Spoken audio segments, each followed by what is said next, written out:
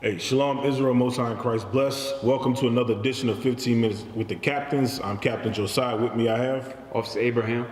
So today's lesson is going to be about King James. Okay, who was King James? Was he a white man? Was he a homosexual? Was he into demonology and witchcraft and so forth? These are some of the questions that, Lord willing, we'll get to answer in today's lesson. So no further ado, let's start out with Revelations 12 and 15.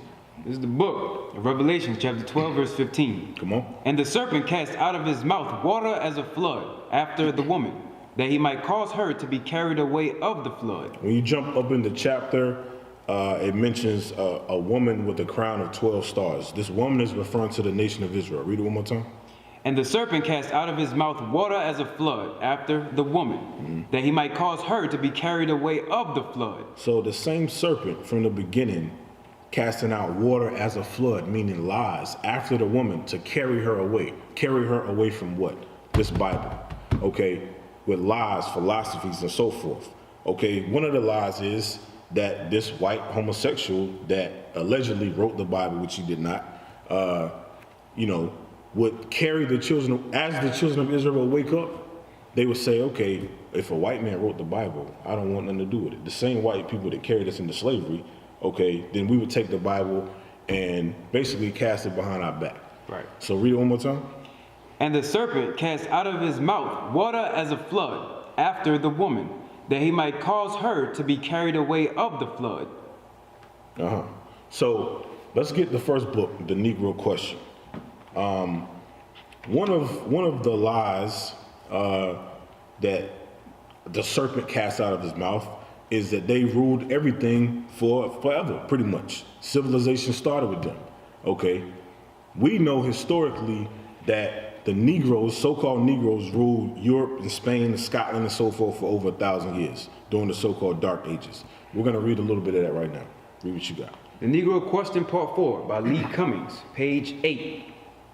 I know that this image of a black King James can be a little confusing because of your Western education. So we're going to put the image up on the screen. Read it again.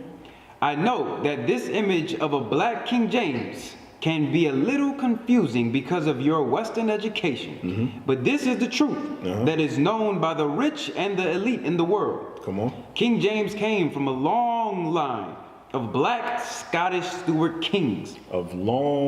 A long line of black Scottish Stuart kings, right? That's what it said, right? That's right. Read on. 343 years of rulership in Scotland. The Stuarts not only ruled in Scotland, they ruled France, Spain, Ireland, and England, Britain, Wales.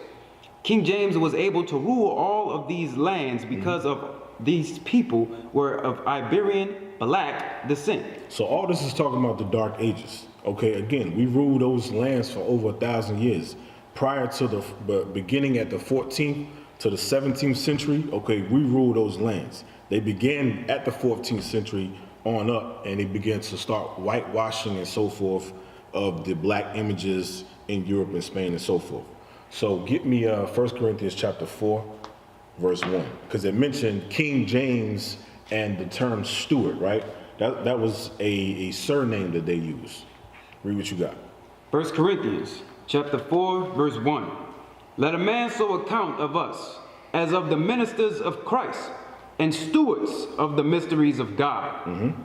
Moreover, it is required in stewards that a man be found faithful. So read it again, is what? It is required in stewards. It is required in stewards that what? That a man be found faithful. So now, it is required that you be found faithful as a steward. That's what it means. Okay, these black kings and queens that ruled England and Scotland and Ireland and so forth, okay, they were to be found faithful. Now, that's what King James was. Now, give me that first article, the Etymology Online Dictionary of the word steward. The word steward, definition. Old English, steward, house guardian, housekeeper. This was the title of a class of high officers of the state in early England and Scotland, hence meaning one who manages affairs of an estate on behalf of his employer. And that's what King James was commissioned to do by the Most High. The Most High put the Spirit on him to employ 47 men to translate this Bible into English. Read on. Stuart is a French spelling attested from 1429 and adopted by Mary, Queen of Scots. That was King James' mother, okay? And prior to that as well. But it says that term was adopted by Mary, Queen of Scots as a Stuart. And that's what King James was. So from there, get me the next book, James the First by his contemporaries. Let's start at page 12. Page 12. This king's character is much easier to take than his picture, for he could never be brought to sit for the taking of that, which is the reason of so few good pieces of him. So this is saying, okay, why do we not have many artifacts of King James today? Because what? It was hard to get him to sit down and take pictures and so forth. Read it one more time. This king's character is much easier to take than his picture. His character is much easier to take than his picture. Come on. For he could never be brought to sit for the taking of that, which is the reason of so few good pieces of him. So then it's few good pieces of him that actually exist today. Okay. Now, then you have to ask the question, well, why is it that you can Google King James and then all these, 30, 40 images of a white man pop up? Right. Read that one more time.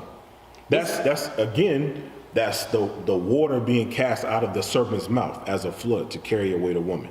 Okay, read it. This king's character is much easier to take than his picture, for he could never be brought to sit for the taking of that, which is the reason of so few good pieces of him. Right. Is that it? But his character was obvious to every eye. His character was obvious to every eye. But it began to, they began to slander him and so forth. Jump to page 17. We're going to get into a bit of how they explain how he looked. And we're going to dissect it. Read. Page 17. His stature was of the middle size, rather tall than low, well set and somewhat plump, of a ruddy complexion, his hair of a light brown in his full perfection, and at last a tincture of white. So that means a small hint of white in his hair. Read on. Was that it? His beard was scattering on his chin and very thin, and though his clothes were seldom fashioned to the vulgar garb, yet in the whole man he was not uncomely. Okay, it says he was not uncomely. He was a comely brother. But it mentioned the term ruddy, right? Ruddy. Read that part one more time about ruddy. Where was that at? His stature was of the middle size, rather tall than low, well set and somewhat plump, of a ruddy complexion. Of a ruddy complexion. So another, flood that was cast out of the serpent's mouth was that ruddy only means red. But we're going to clarify that as we go along. Jump to page 19. Page 19.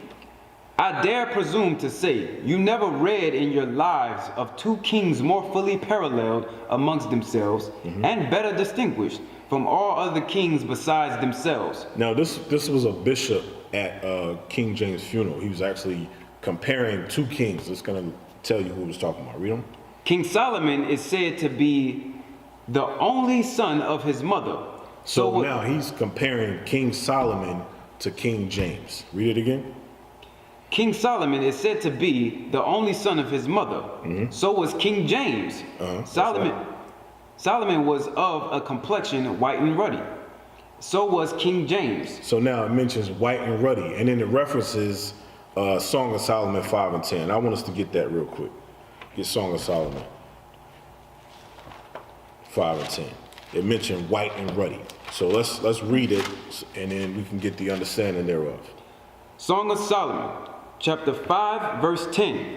My beloved is white and ruddy, the chiefest among 10,000.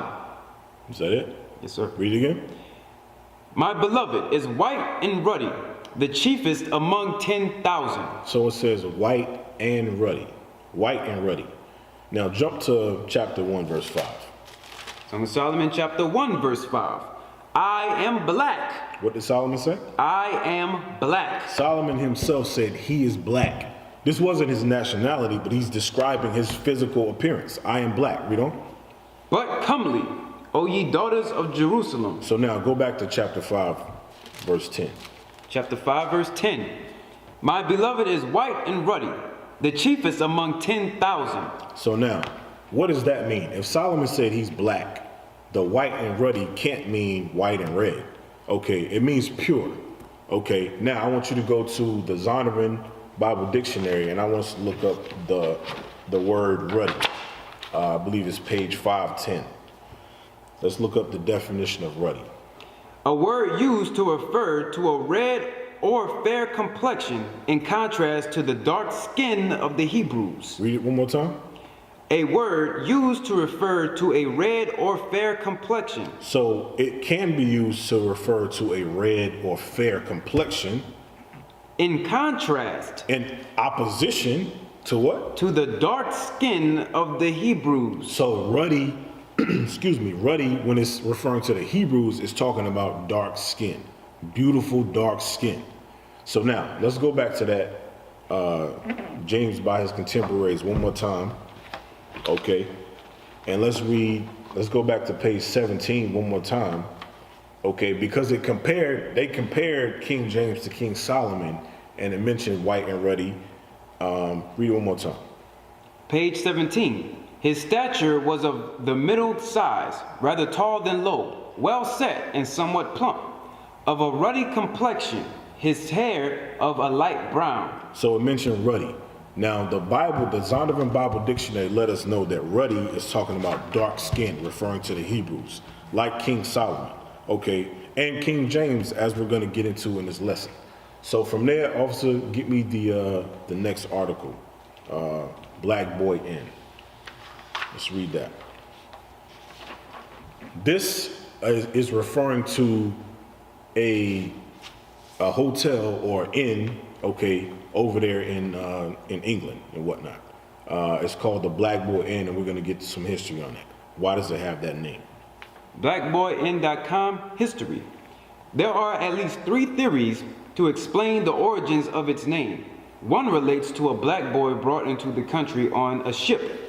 Another suggests it is related to a navigational buoy which existed in the harbor in the early days of the inn. Pay attention to this next one. Read. And the third refers to the nickname given to Charles II by his mother and the fact that royalists met here secretly at that time. So Black Boy Inn refers to a nickname given to Charles II by his mother. This is a descendant, okay, 2 lines down from King James. Okay, he was referred to as Black Boy. Do you call a white boy black boy? No, I don't. No, nobody does that. Okay, read it one more time, that last part.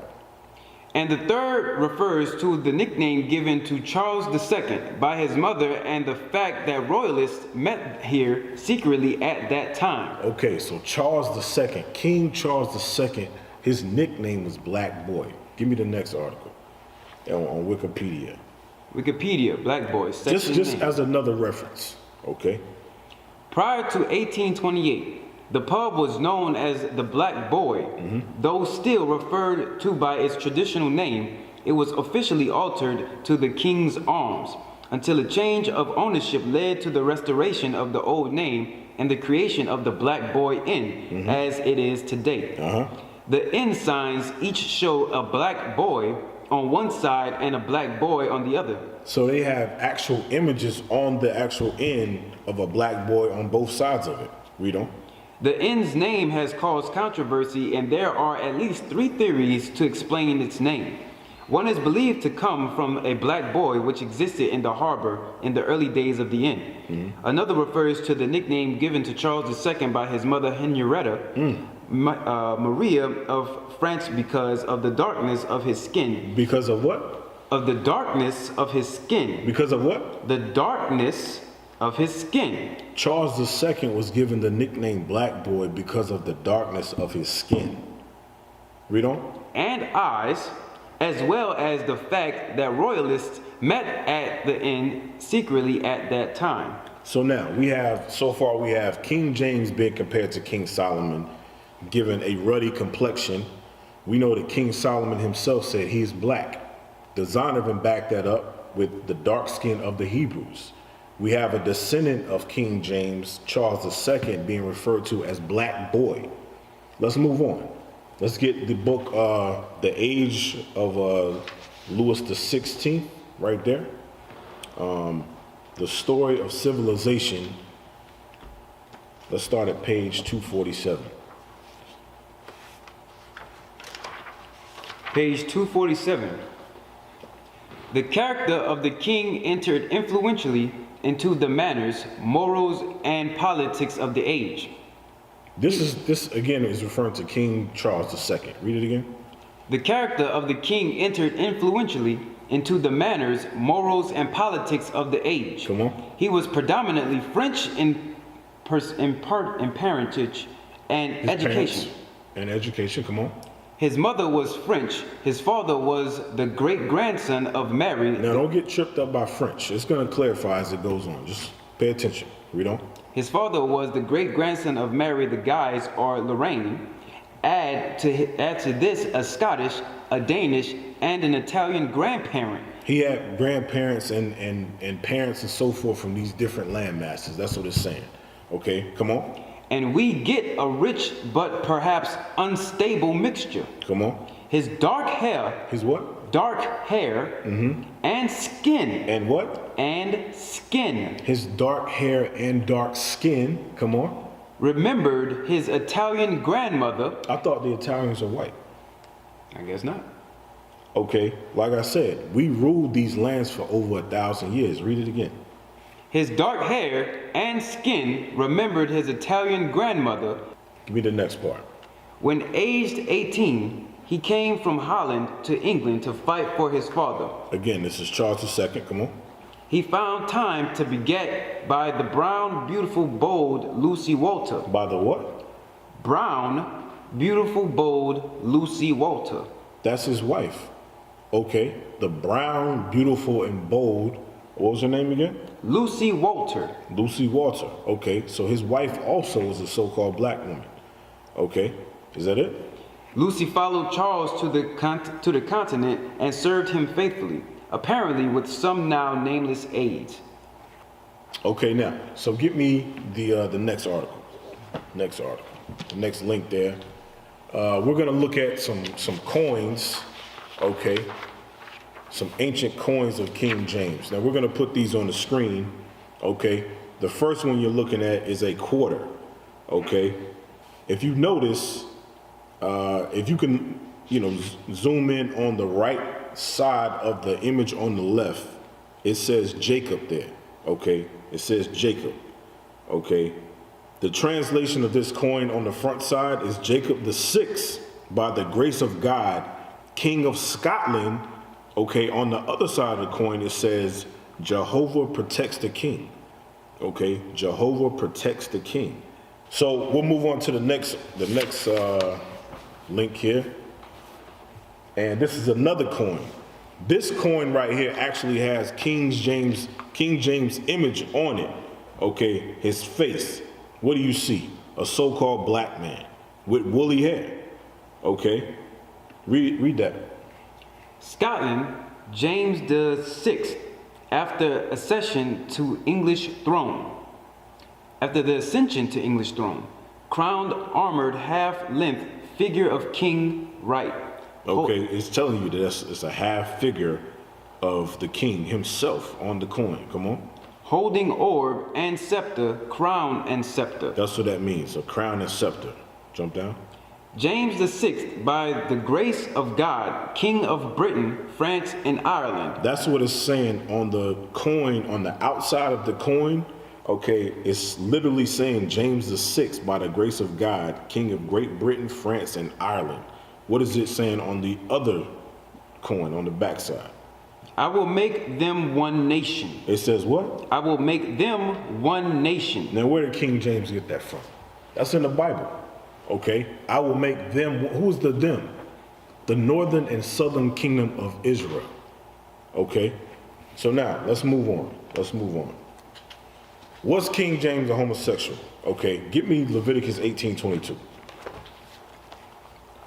Leviticus chapter 18, verse 22. Thou shalt not lie with mankind as with womankind, It is abomination. So it's the Bible is letting us know that it's an abomination for man to lie with a man as he lied with a woman. Okay, if King James truly was a homosexual and he authorized the Bible to be translated, okay, he would have told those men to take all those things out. Okay, he's basically condemning himself in the writings that he authorized to be translated. So why would one do that? He wouldn't. Read it again. Thou shalt not lie with mankind as with womankind. It is abomination. So now, give me the book Demonology. Under James, the golden age of Elizabethan literature and drama continued with writers such as William Shakespeare, John Donne, Ben Jonson, and Sir Francis Bacon contributing to a flourishing literary culture. James himself was a talented scholar, the author of works such as Demonology and Basilicon Duran. So he wrote a book called Demonology and the Basilicon Duran, which means the king's gift. Now, was demonology about the study of enchantments and how to cast demons on people and so forth? No, it was not. Okay, we're going to get into that in a little bit, but is that it? Sir Anthony Weldon claimed that James had been termed the wisest fool in Christendom. So Sir Anthony Weldon, the same guy that started the homosexual rumor, also said that he was the wisest fool during that whole time period. Come on. An epithet associated with his character ever since. And it became associated with his name, with his character ever since. Okay, the same way the homosexuality lie, okay, became attached to him as well. So now, get me James by his contemporaries. Let's go to that book. Page 10. Sir Anthony Weldon's character of King James I. So now, the same Sir Anthony Weldon we read about. He called King James the wisest fool. Let's see what he said. Weldon's frustration as a result of his exclusion from office found expression in his treatise on the courts and characters of James I and his successor. Did it mention his frustration? Read that again. Weldon's frustration as a result of his exclusion from office found expression in his treatise and his courts and the courts and characters of James I and his successor, which were published in 1650 and 1651. The general tone of both his straightforwardly gossipy and abusive during the 1640s. Gossipy and abusive. Come on. During the 1640s, Weldon's by now pathological hatred of the Stuarts found expression in more practical activities. So now, it's letting you know that Sir Anthony Weldon, basically he was salty. He got fired from his job or excluded out of office, okay, and he began to make up rumors and lies about King James, okay, to try to get back at him. So now, jump to page 93. Thus far I have digressed concerning treasons wherein the knight was pleased to charge King James. The knight that it's talking about is Sir Anthony Weldon. It says the knight was what? Was pleased to charge King James, though most unjustly. Though most unjustly, come on. And whereas he says that he did not delight in the queen's company. So he started a rumor that he did not delight in his queen's company, in his wife's company. He said, he hates his wife and so forth. He don't like her company. Read on. Truly, at that time, they did keep company. They had children. So it says they did keep company, right? They had what? They had children. They had children. Come on. One of them was born at Greenwich, and two of them lie buried at Westminster. So he had some kids that died as well. Come on. Where is their monument at this day? It is true that some years after they did not much keep company together, the king of himself was... So it says they did have trouble in the flesh at some point, okay? Like we all do, but read on. The king of himself was a very chaste man. It says he was chaste, he was serious. Come on. And there was little in the queen to make him injurious. Yet they did love as well as man and wife could do. So it says there was little in her that could pretty much make him soft. That's what it's saying. He was a serious man, and she couldn't soften him up. Read that again. About them keeping company, that part again. The king of himself was a very chaste man, and there was little in the queen to make him luxurious. Yet they did love as well as man and wife could do. It says, yet they did love as good as a man and woman could love. So there was genuine love and compassion with King James and his wife. Okay, was that it on that? Yes, sir. Okay, so now get me the next book, The Monarchs of Scotland. Let's go there. Let's go there. The Monarchs of Scotland. Give me page 115. Now, a lot of times you can get thrown off by the imagery on the outside of the book, but you gotta open it and see what's inside. Page 115. Notwithstanding this, the two got on tolerably well. James fathered 8 children. How many? 8 children. Read it from the top again. That whole line. Notwithstanding this, the two got on tolerably well. It says the two got along it says what? Tolerably? Tolerably well. Tolerably well. So him and his wife, they did get along well, despite the rumor that King James didn't like spending time with her. Read on. James fathered 8 children. Okay. Not a bad effort for one supposed to be homosexual. You see that? Not a bad effort for one supposed to be homosexual. Okay. Now, let's move on. The Basilicon Duran. Okay. True Law is that book right there. Okay. Give me page 161. Now, we're still dealing with the aspect of, was King James a homosexual? We've proven that thus far, okay, no, he's not. All right? Read what you got. Page 161. Come on. But specially eschew to be effeminate in your clothes. This is King James writing to his son. He said, do what?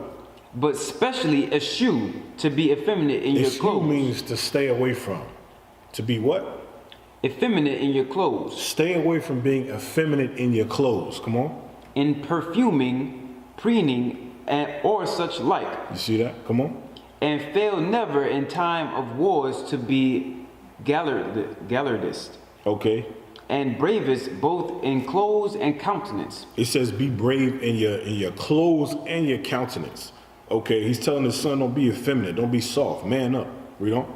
And make not a fool of yourself in disguising or wearing long hair or nails. Or long hair or nails. So no, King James was not into that homosexual stuff.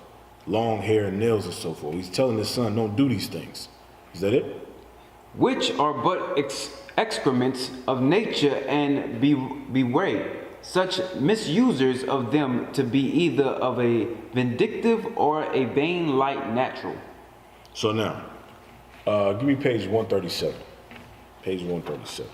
We're closing out on the aspect of was King James a homosexual? Okay, read on. Page 137. First of all, consider that marriage is the greatest earthly felicity or misery that can come to a man, according as it pleaseth God to bless or curse the same. Since then, without the blessing of God, ye cannot look for a happy success in marriage. It says without the blessing of God, you can't look for success in your marriage. He's telling his son this. Read on. Ye must be careful both in your preparation for it and in the choice and usage of your wife to procure the same. No, your husband. Your wife to procure the same. By your preparation, I mean. So how he's teaching him by preparation? I'm saying what? I mean that ye must keep your body clean and unpolluted till ye give it to your wife. No, your husband. Your wife. He says, keep your body clean and pure until you give it to your wife. Come on. Whom to only it belongeth. Your body only belongs to your wife.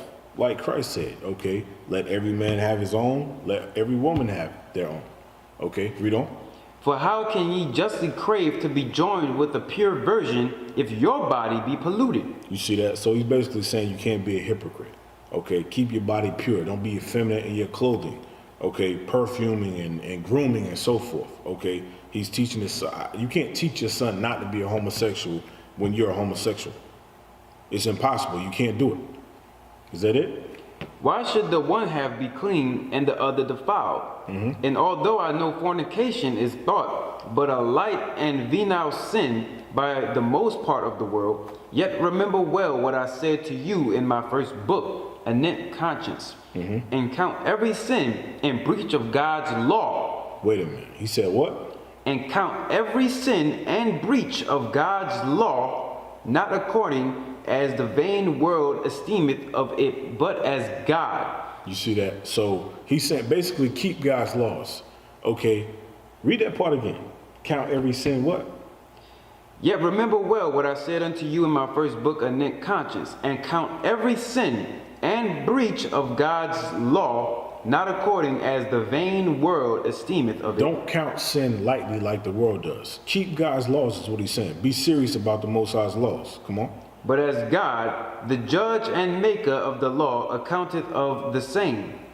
Here God commanding by the mouth of Paul to abstain from fornication. Wait a minute. So now he's quoting Paul to abstain from fornication. Go ahead. Declaring that the fornicator shall not inherit the kingdom of heaven. 1 Corinthians 6 and 9. He's quoting Paul, letting you know that fornicators will not inherit the kingdom. He's teaching his son this. So no, King James was not a homosexual. Okay, now we're going to touch on, was King James a witch? Okay, he wrote a book called Demonology. Does that mean he was pushing, enchantments and witchcraft and so forth? Okay, let's read. Exodus chapter 22, verse 18. Thou shalt not suffer a witch to live. This goes back to was he a homosexual? Now, if he authorized the Bible to be translated, the law says, thou shalt not suffer a witch to live. And he told his son to keep God's laws and don't esteem God's laws like the vain world does. Okay, keep the laws in high esteem. Read it again. Thou shalt not suffer a witch to live. So that's in the King James authorized version. Do not suffer a witch to live. So now, give me the book Demonology. Let's actually dive into the book a little bit and let's see what King James wrote about. Page 5. Whereof the one called Scott, an Englishman, is not ashamed in public print to deny that there can be such a thing as witchcraft. He said he's not afraid to deny that you cannot be a witch. There can be no such thing as witchcraft under God's laws. Read on. And so maintains the old error of the Sadducees in denying of spirits. They're saying he said that because he's denying spirits exist like the Sadducees, but that's not true. It's going to clarify. Read on. My intention in this labor is only to prove two things, as I have already said. He said, I want to prove two things. The one what? That such devilish arts have been and are. He says those he calls them devilish arts. Right. Demonology is a devilish art. They have been and they are. Okay, come on. The other, what exact trial and severe punishment they merit. Severe what? Trial and severe punishment they merit. So he said when you're into demonology, okay, and witchcraft, you deserve severe punishment. Like the law says, thou shalt not suffer a witch to live. Give me the next page. Page 92.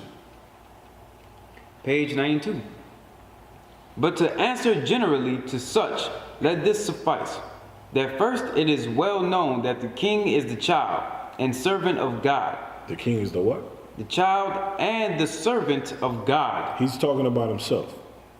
He's the child and servant of God. Come on. And they but servants to the devil. And they, meaning those that are witches and studying in demons and so forth, they're servants of the devil. Come on. He is the Lord's anointed, and they but vessels of God's wrath. Come on. He is a true Christian and trusteth in God. It says he is a true Christian. He's a follower of Christ and trusts in the Most High. Come on. They worse than infidels, for they only trust in the devil, who daily serve them, till he have brought them to utter destruction.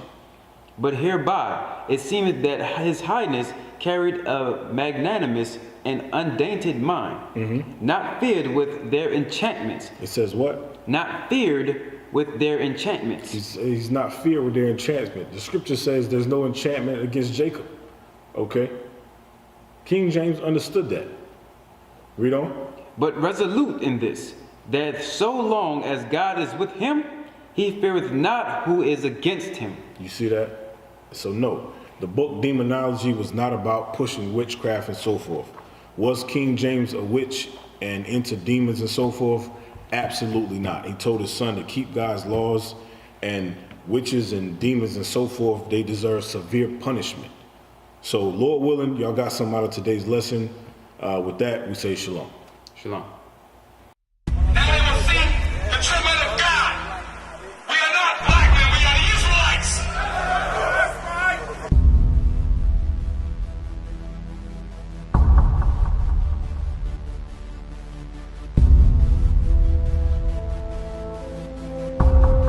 Take care of us. Take care of us. And our children too. And our children too. We have abandoned. We have abandoned. How are you? How are you? People want to know who's the king. O nation of Israel, it's time to return to the Father. O nation of Israel, it's time to return to the Father. Now why they trying to make it so hard to serve God? And why when I say that I'm a Jew it sound odd? For years I've been walking around saying that I'm a black man. I ain't saying that no more, it sounds wrong, man. This is Bishop Nathaniel of Israel United in Christ. Please subscribe to our YouTube channels. Stay up to date with our latest events, music, and classroom lessons.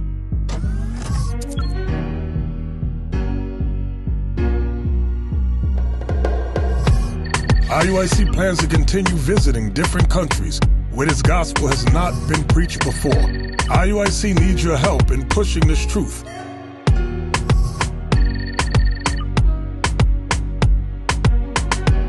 So join us. Subscribe to our Instagram, Facebook, Twitter, and podcast, and stay up to date with us.